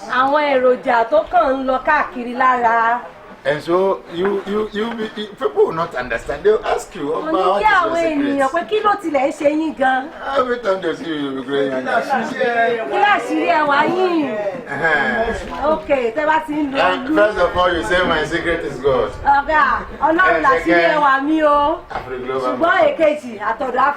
Let's clap for our sister. Let's clap for our sister again. I don't know how she did the research on her own phone. And what she's reading for us is not what AfriGlobal has written. And so this product you are seeing is a product loaded. We have put summary of the things it does here. And how you take it. Now, if you want to turn yourself into public health farmer, tí a bá wá fẹ́ sọ ara wa di àgbẹ̀ tó ń ran ìlera gbogbo ènìyàn lọ́wọ́. Àgbẹ̀ tó ń ran ìlera gbogbo ènìyàn lọ́wọ́. That is, you are farming for the health of the people. Ó túmọ̀ sí pé à ń ṣe ọ̀gbìn tí yóò ran ìlera àwọn ènìyàn lọ́wọ́. We all want to be successful, is that not so? Gbogbo ara fẹ́ ṣe àṣeyọrí àbí bẹ́ẹ̀ kọ́. But if you are sick, can you be successful? Ṣùgbọ́n tí ó bá kù díẹ̀ fún wa lára wa ṣáà lè ṣe. Step 1 for success is good health. Wọ́n ní ìgbésí àkọ́kọ́ fún àṣeyọrí òun ni ìlera pípé. And so AfriGlobal we say health for the people. Nítorí náà ni iléeṣẹ́ ìṣe máa ń sọ wípé ìlera fún gbogbo ènìyàn. Health for the people. Ìlera fún gbogbo ènìyàn. And the second one is wealth for the people. Èkejì tí wà ní ọrọ̀ fún gbogbo ènìyàn. And the third one is equal opportunity for all. Ìkẹta ni àǹfààní tó péye fún gbogbo ènìyàn. Àǹfààní kan náà fún gbogbo ènìyàn. Let's clap for ourselves. Ẹ jẹ́ á pàtẹ́wọ́ fún ara wa. Now, how can I produce? Please, can we start the platform? There's going to be a platform for Ẹ election. jọ̀wọ́ àwọn táwọn ń bẹ jẹ́ ká kọ ẹ̀rọ ìbánisọ̀rọ̀ wa sílẹ̀. And your number should be WhatsApp number. Ẹjọ́ jẹ́ èyí tí a fi ń ṣe ìbánisọ̀rọ̀ the ti training, we are WhatsApp. going to do the training for you online. The training is free. A ó ṣe ìdánilẹ́kọ̀ọ́ fún wa. We are going to do the training for you online. Wọ́n dúpẹ́ lọ́wọ́ olùkọ́ wọn pé àwọn tí ti ṣe ọ̀gbìn yìí. We have 2 ways. A ní ọ̀nà méjì. One can do commercial farming. A lè ṣe aládàá-ńlá. One can do what? Commercial farming. Kí la pè tàkọ́kọ́ o? Aládàá-ńlá. Commercial farming is where you are producing 15 feet by 25 feet. Nínú èyí la máa ti ṣe é ní ti ìbú 15 ìwọ̀n. Òró 20 ìwọ̀n. For your mushroom to fruit well, I have 15 feet, 25 feet. Okay. Márùndínlọ́gbọ̀n. Ìbú. 15, 20. 25. 25, okay. Márùndínlọ́gbọ̀n. Say what I say. Yes, sir. You want to say 25 feet. Ìbú 15, òró 25. All these fingers, they are not the same. Ìka wa kò dọ́gba. And so somebody can start with a 15-25 commercial. Nítorí náà pé mo fẹ́ tà á, a lè bẹ̀rẹ̀ pẹ̀lú Somebody ìwọ̀n can also káfíwá start yìí. with box. Ẹlòmíràn sì lè bẹ̀rẹ̀ pẹ̀lú àpótí. You can start with box. Alápótí náà wà. Principle of humble beginning. Èyí jẹ́ ìbẹ̀rẹ̀ As you kékeré wa. are getting old, Bí a bá ṣe wá ń rówó then sí, you are expanding your farm. a ó máa tún jẹ́ kó tóbi sí i. And then somebody can also build the commercial structure and start. Ẹlòmíràn sì lè gbìn ní ti onítítà tó Don't gbòòrò. start what you cannot finish. Ẹ má bẹ̀rẹ̀ ohun tí ẹ ò lè parí o. Well, in AfriGlobal, Torí nílé iṣẹ́ yìí, we have no time to waste. kò sí àkókò láti fi ṣòfò. If you don't calculate and your size and cut, Tí a ò bá wo bí a ṣe wọ̀n láti gé aṣọ wa, àìmọ̀ kí ìdí báyọ̀ síta.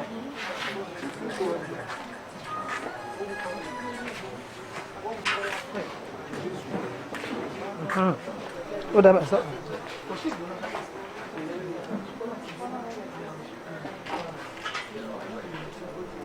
Láti ṣe ọ̀gbìn yìí, the first thing you need is your structure. ohun tí a nílò ni àgbékalẹ̀ ibi tá ó ti gbìn. The structure, Àgbékalẹ̀ yìí, it should not be, and mushrooms don't like heat. Olú kò fẹ́ràn ooru rárá. If there is heat in your structure, your production is going to be affected. Bí a bá jẹ́ kí ooru mú yóò pa lára. And so you construct the structure such as is shown, so that there's humidity, there's cool in the structure. Nítorí náà a gbọ́dọ̀ ṣe bí wọ́n ṣe fi hàn wá kí ó dẹ̀ lè tutù And so bó ṣe yẹ. in the training, you are going to learn how to do it. You just use the plank, the rejected ones. It's not, you are not going to buy. Nígbà tó bá ṣe ìdánilẹ́kọ̀ọ́ fún wa a ó mọ bá ó ṣe ṣe àgbékalẹ̀ náà. Àwọn pákó tá a máa lò kì í ṣe gidi tó fi ń kọ́lé àwọn àlòkù. Then the rough ones. Àwọn So most of àlòkù the pákó. showmans will give you free, even if not free, they'll charge you. Nílé ìgé pákó àwọn mìíràn lè fún wa lọ́fẹ̀ẹ́ tàbí ká sanwó díẹ̀ fún. Then in the roofing, you are not using zinc.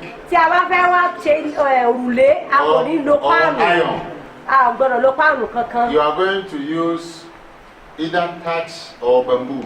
A lè lo ọparun tàbí ìmọ̀ ọ̀pẹ. So that there will be humidity in your farm. Kí atẹ́gùn tó mọ níwọ̀nba lè máa wọlé sínú rẹ̀. Then the next thing is you need compost bag.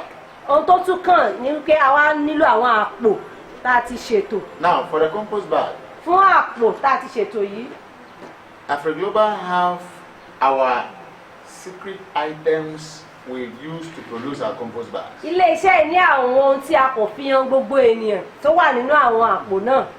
We produce it at the production center Wọ́n and we ṣe give it to you, the producer. Láti ilé-iṣẹ́ a wá gbé fún àwọn àgbẹ̀ tó fẹ́ gbin It's omi. not open to anybody. Kì í ṣe ohun tó hàn sí gbogbo ènìyàn. It's not anybody that can come there and buy the compost Kì í bag. ṣe ẹnìkan ṣá ló kàn lè wá rà á. So if you are trained and you have our certificate, we'll give you the compost bag. Ṣùgbọ́n tí a bá dá wa lẹ́kọ̀ọ́ tá a fún wa níwèé ẹ̀rí, ìgbà yẹn la tó lè rà once you á. have the compost bag, Tí a bá ti wá ra àpò yìí, the next thing you need is water. ohun tó tún kàn tá a nílò ní omi. In this water, there's no fertilizer there. Nínú omi yìí kò sí ajílẹ̀ ń bẹ̀ In this o. water, there's no chemical there. Nínú omi yìí kò sí kẹ́míkà kankan. So no matter your job, you can do it. Kò ní ṣe pẹ̀lú iṣẹ́ òòjọ́ wa, kò dá dúró. If you are a policeman, you can do it. Bójú ọlọ́pàá, a lè ṣe é. If you are a soldier, you can do it. Bá a jọ́ lógun, a lè ṣe é. If you are a banker, you can do it. À ń ṣiṣẹ́ nílé ìfowópamọ́, a lè dín. Your age is not a barrier. Ọjọ́ orí wa gan kì í tún wá ṣe ìdíwọ́ kankan. Whether old or young, you Bóyá can mo do ti it. dàgbà, mo jẹ́ òpéke, a lè ṣe é. And so by the time you have arranged it, it's right in your own house. You are the Àwa ti owner. tò ó bó ṣe yẹ ká tò ó nínú ilé wa náà ni o. You'll be watering it and after 3 to A 5 ó máa fomi wọn lẹ́yìn ọjọ́ mẹ́ta sí márùn-ún ó ti ń jáde. Then when you harvest, you bring it to us. Tó bá sì ti jáde tá a ká, à ń gbé wá sí ilé iṣẹ́ fún títà. Are we clear? Ṣó yé wa? Okay. Everybody here will get it. Gbogbo apáta ni yóò mú nínú rẹ̀. Again, I repeat, everybody here will get it. Wọ́n tuntun sọ gbogbo wa la máa mú. But we want 5 people Ṣùgbọ́n a fẹ́ èèyàn márùn-ún that have known ailments tó ti mọ̀ wípé òun ní àìlera kan lára that is paining or disturbing them now. tó ń yọ wọ́n lẹ́nu báyìí báyìí. We want to use them for study case. A fẹ́ wo bí ó ṣe máa ṣiṣẹ́ lára You wọn. raise up your hand, you come here, we'll serve you first. Ẹja náwó wa, àwọn la máa kọ́kọ́ fún. Hey, Mama, your hands were there for question. Your hands were there for question. Wọ́n lè sáré náwó. I cannot resist your job. Okay. Okay. So we have Mama 1, Mama 2, Mama 3. Gbogbo everybody, sir. everybody. Everybody.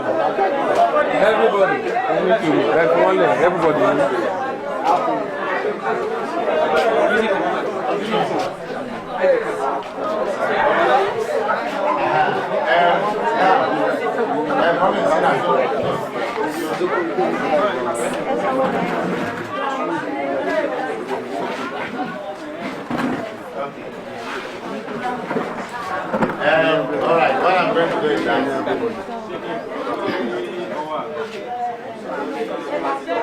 Are you from the last story? Take it.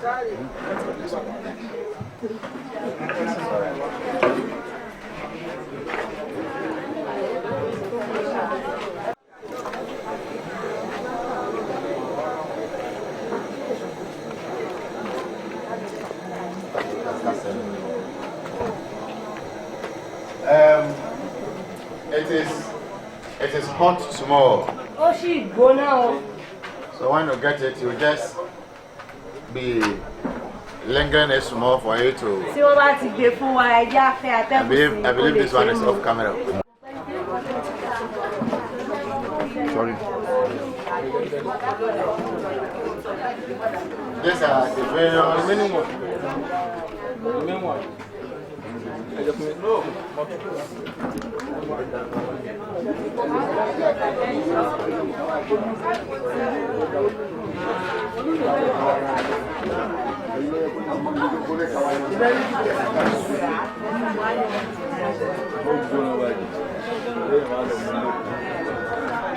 And Ohun tí wọ́n gbé dání. is the ganodermic acid. We have this one and this one combined together. That's what we are selling. Èròjà tó wà nínú eléyìí àti èyí la And papọ̀. so they are coming to take double power. So agbára ìlọ́po méjì òun ló ń gbà sára. Wherever we go, we give them 1 hour. Ní gbogbo ọ̀sùn tá a ti ń lọ, ilé ṣàyẹ̀wò láti gba double portion.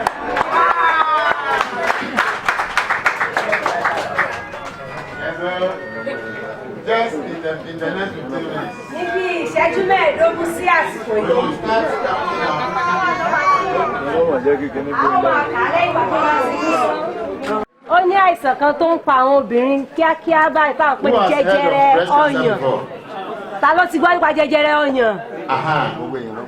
If a woman gets this breast cancer, Tí obìnrin bá ní àìsàn yìí, there is no remedy. kò sí ìwòsàn fún You o. have to cut off your breast. Wọ́n á gé ọyàn yẹn kúrò ní. This product cures it within 3 days. Ṣùgbọ́n èròjà yìí ó ń ṣèwòsàn rẹ̀ láàrin ọjọ́ mẹ́ta. And so our madam here has gone to the research finding and she'll read it for us. Let's hear. Ẹ̀wọ̀n ó ti ṣe àwárí Okay, rẹ̀ our lórí officer ẹ̀rọ. here is coming to read it. Wọ́n fẹ́ kà fún wa.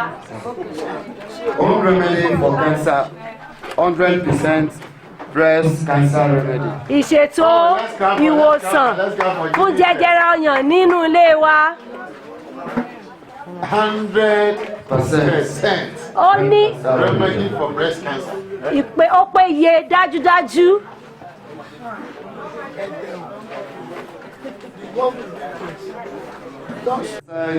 Breast cancer remedy. Ìwòsàn jẹjẹrẹ ọyàn tó péye. Get rid of cancerous cell and tumor. Mú jẹjẹrẹ tó ń jẹ ọyàn tàbí Cancerous cell and tumor lè tó wú with no side effects. pẹ̀lú ohun tí ò tún nípa wá lára.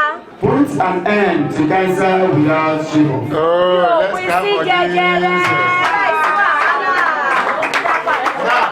Reverend, are you here? Reverend, are you Ọkùnrin here? ṣe wà níbí. Yes.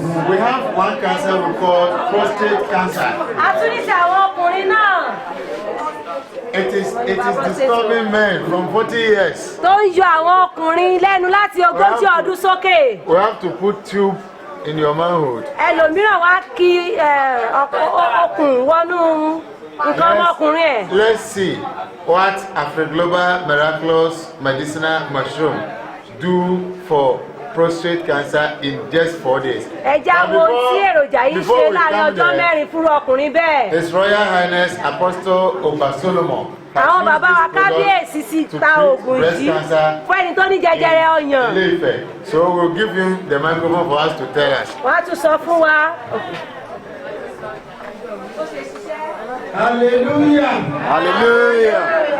Ṣé ẹ mọ̀ pé oògùn pọ̀ láyé ìsìn eléyìí táwọn gan ti ṣe ó ti pọ̀ ńgbà tá ń bọ̀ Ilé-Ifẹ̀ gan látẹ̀kọ́ ká tó jọba àgbé olóògùn wa Headmark International àwọn alámúwọ̀ Ọ̀ṣun a kó àwọn òyìnbó yẹn wá ni ṣùgbọ́n ní gbogbo ògùn tatílò àti Greenwood Africa nǹkan kan tí a ń ṣí gbogbo yẹn a dúpẹ́ lọ́wọ́ Ọlọ́run pé oògùn eléyìí sharp ló ń ṣiṣẹ́.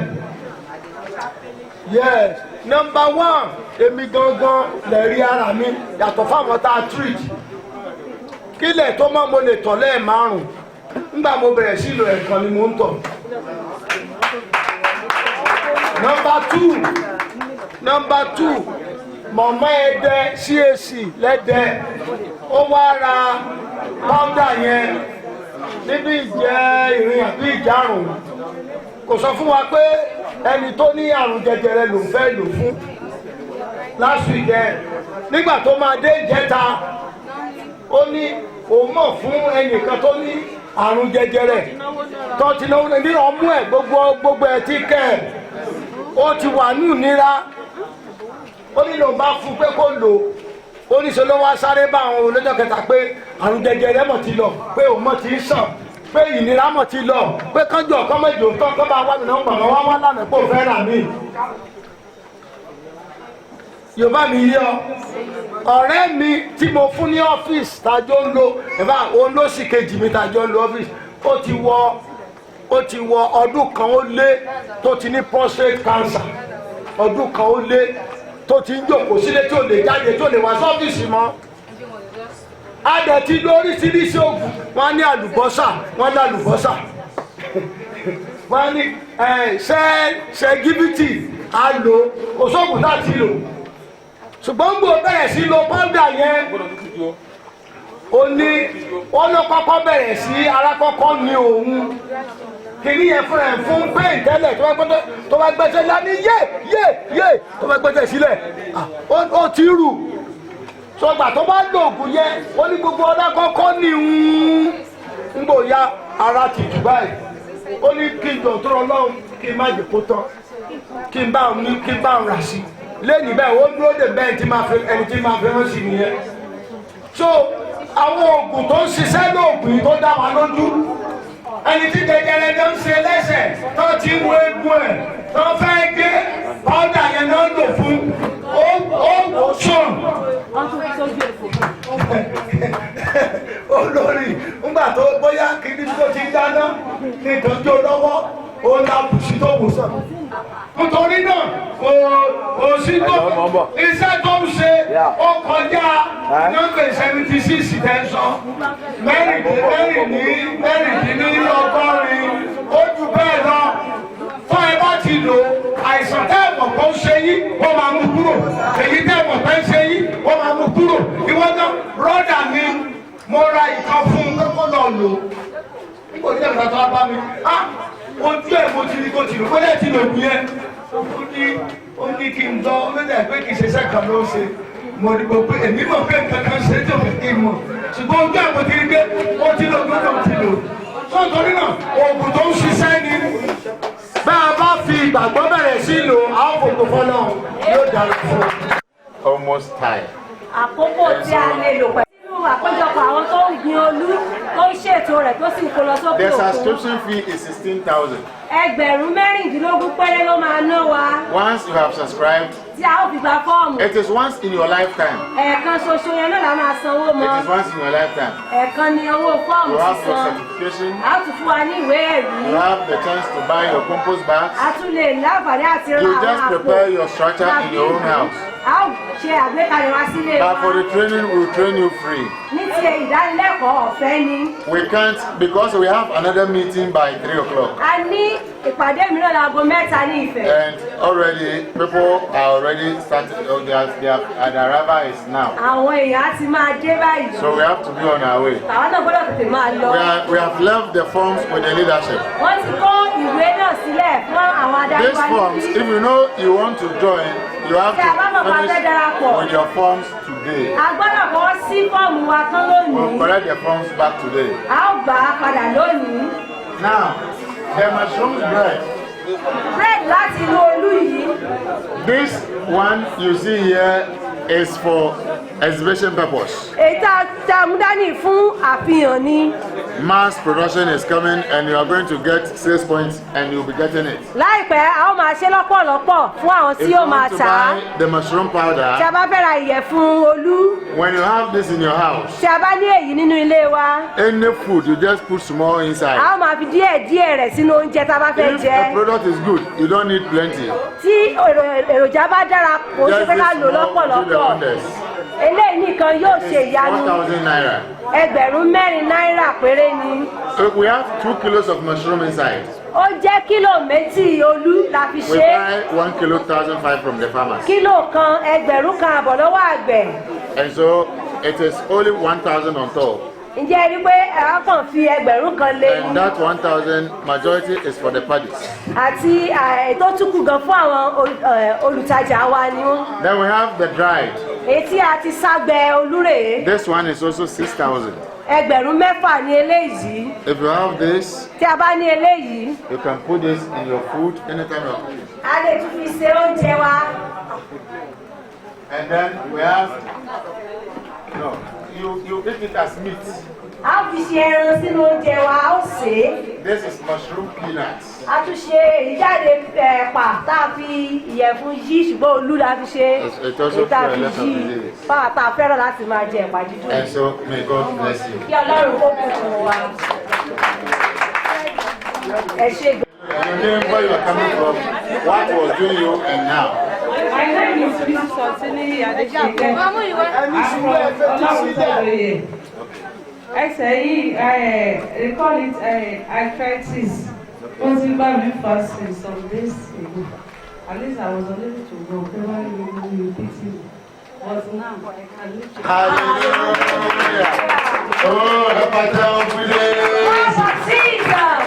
this healing is going to be permanent in Jesus' name. ìwòsàn yín ó jẹ́ tó dájú lórúkọ Jésù. Let's be examined. Give the microphone. Please, you check yourself.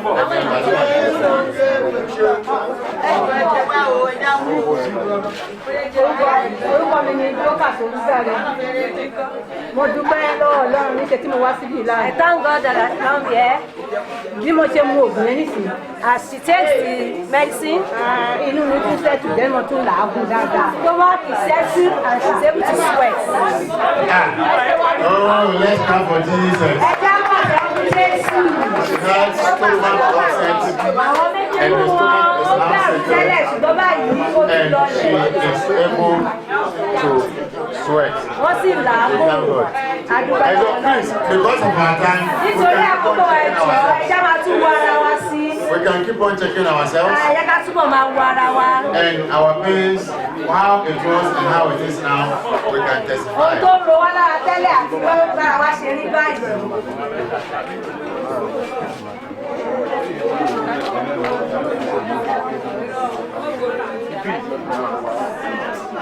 And so the